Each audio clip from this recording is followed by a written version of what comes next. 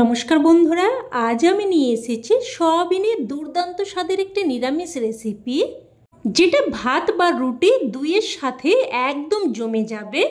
আর এইভাবে রান্না করলে যে নিরামিষ খেতে একদমই পছন্দ করে না, সেও কিন্তু মাছ মাংস ফেলে এটাই খেতে চাইবে। আর তৈরি করাও খুবই সহজ, খুবই কম সময়ে, আর সাধারণ কিছু ঘরোয়া মশলা দিয়ে এটা তৈরিও হয়ে যায়। অবশ্যই পুরো ভিডিওটা স্কিপ না করে দেখার অনুরোধ রইল। আশা করছি আপনাদের খুবই ভালো লাগবে। তো প্রথমেই আমি এখানে কড়াইতে কিছুটা জল গরম হতে বসিয়ে দিয়েছিলাম, আর জলটা যখন ফুটতে শুরু করেছে তখন এর মধ্যে দেখুন দিয়ে দিয়েছি 200 গ্রাম মতো সয়াবিন। তবে আপনারা আপনাদের প্রয়োজন মতো নিয়ে নেবেন। তো এবার এটাকে দেখুন আমি প্রায় 2 মিনিট মতো ফুটিয়ে নেব। খুব বেশিক্ষণ না, জাস্ট কিন্তু 2 মিনিট মতো ফুটিয়ে নিয়েছি। এবার এগুলোকে দেখুন জল থেকে ছেঁকে উঠিয়ে নিচ্ছি, আর সাথে সাথেই কিন্তু আমি ঠান্ডা জলের মধ্যে দিয়ে দিচ্ছি। এতে করে এর কুকিং প্রসেসটা কিন্তু থেমে যাবে। আর এইভাবে সয়াবিন একটু সেদ্ধ করে নিলে একদমই নরম তুলতুলে খেতে হবে। এবার যতটা সম্ভব পারা যায় চেপে চেপে সয়াবিন থেকে জলটাকে দেখুন বের করে নিচ্ছি। তো একই রকমভাবে সমস্ত সয়াবিনগুলোই আমি দেখুন রেডি করে নিয়েছি।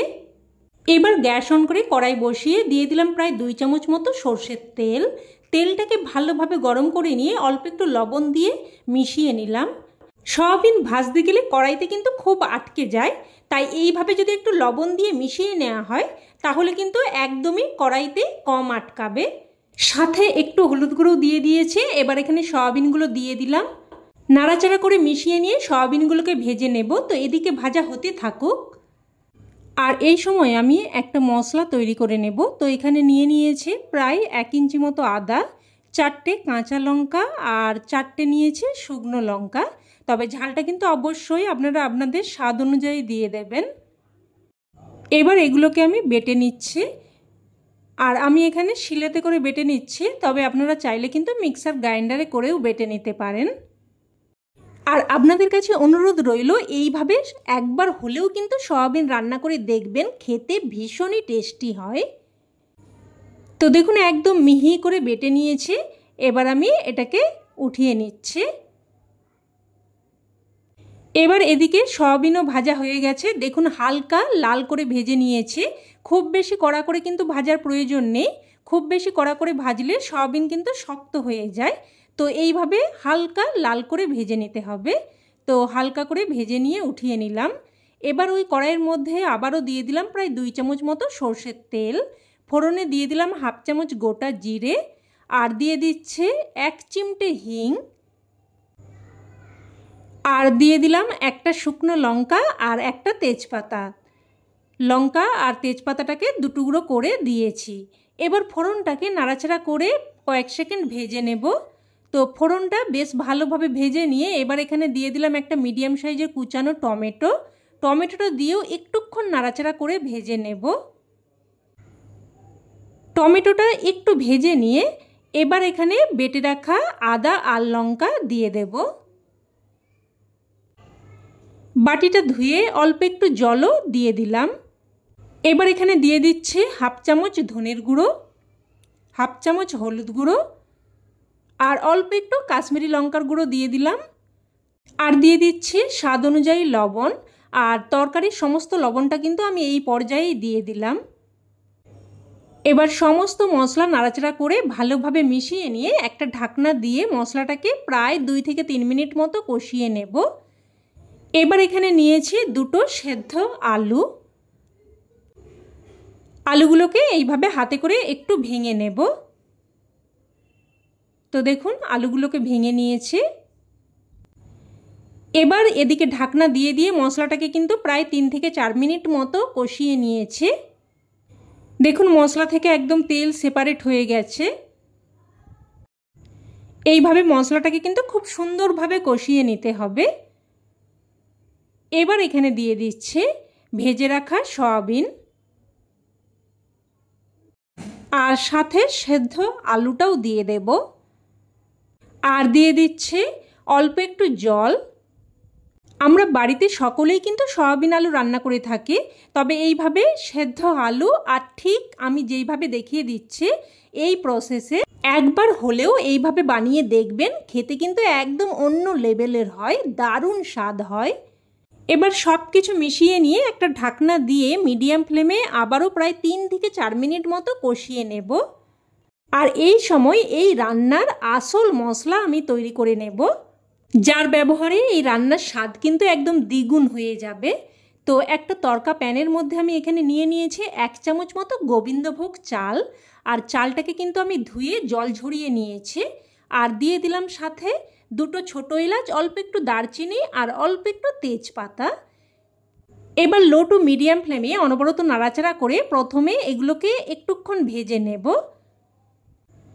দেখুন এইভাবে প্রায় মিনিট খানেক মতো ভেজে নিয়ে এখানে দিয়ে দিলাম 1 চামচ গোটা জিরে। এবার আবারও কিন্তু লো টু মিডিয়াম ফ্লেমে নাড়াচাড়া করে কিছুক্ষণ ভেজে নেব। একটুক্ষণ নাড়াচাড়া করার পরেই দেখবেন সব কিছু চিটপিট করে ফুটতে শুরু করবে আর একটা সুন্দর ফ্লেভার বেরোতে শুরু করবে। আর ততক্ষণ অবধিই কিন্তু ভেজে নিতে হবে। তো এটা ভাজা হয়ে গেলে সাথে সাথেই কিন্তু নামিয়ে রাখতে হবে। তো নামিয়ে নিলাম। এবার এদিকে প্রায় কিন্তু 3 থেকে 4 মিনিট মতো ঢাকনা দিয়ে দিয়ে মশলাটাকে সয়াবিন আলুর সাথে বেশ ভালোভাবে কষিয়ে নিয়েছে। আর এইভাবে যদি একটু বারবার কষিয়ে নিয়ে রান্নাটা করা হয়, যে কোনো সাধারণ রান্নার স্বাদও কিন্তু একদম অসাধারণ হয়ে যায়। এবার এখানে আমি দিয়ে দেব 1 বাটি মতো গরম জল। আর অবশ্যই কিন্তু গরম জলটাই ব্যবহার করার চেষ্টা করবেন, তাতে করে রান্নার স্বাদ বজায় থাকবে। তো সব কিছু মিশিয়ে নিলাম। এবার একটা ঢাকনা দিয়ে মিডিয়াম ফ্লেমে প্রায় 4 থেকে 5 মিনিট মতো রান্না করে নেব। এবার আমি যে মশলাটা ভেজে উঠিয়ে রেখেছিলাম ওটা দেখুন শিলেতে করে একদম মিহি করে বেটে নেব। আপনারা চাইলে মিক্সার গ্রাইন্ডারে করেও বেটে নিতে পারেন। সেক্ষেত্রে প্রথমে শুকনো অবস্থায় একটু ঘুরিয়ে নিয়ে তারপর জল দিয়ে এইরকম মিহি পেস্ট করে নেবেন।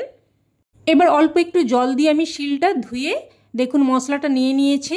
আর এইভাবে কিন্তু একটু ভালোভাবে মিশিয়ে নেবেন, যেহেতু চাল বাটা হয়েছে, না হলে কিন্তু দলা পেকে যেতে পারে। তো এইভাবে একটু জল দিয়ে মিশিয়ে নেবেন।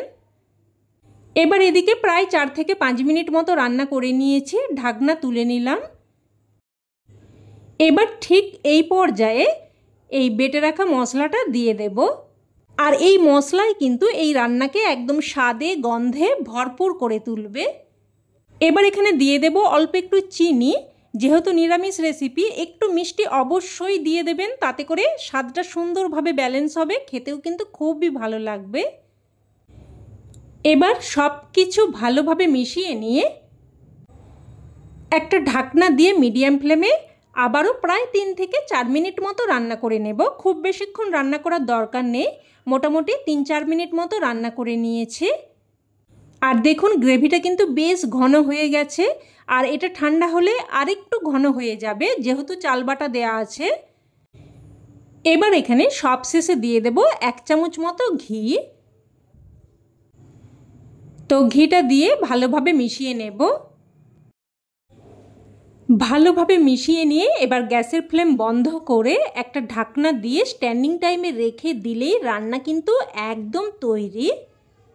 এবার এটা গরম গরম ভাত বা রুটি যে কোনো কিছুর সাথে পরিবেশন করতে পারেন, খেতে কিন্তু এক কথায় জাস্ট ফাটাফাটি লাগে।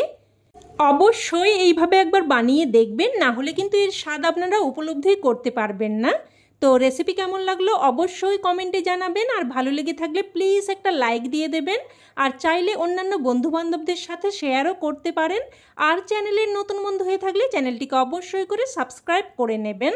তো আজ এই অবধি, আবারও অন্য কোনো রেসিপিতে দেখা হবে। ততক্ষণে ভালো থাকবেন, সুস্থ থাকবেন। ধন্যবাদ।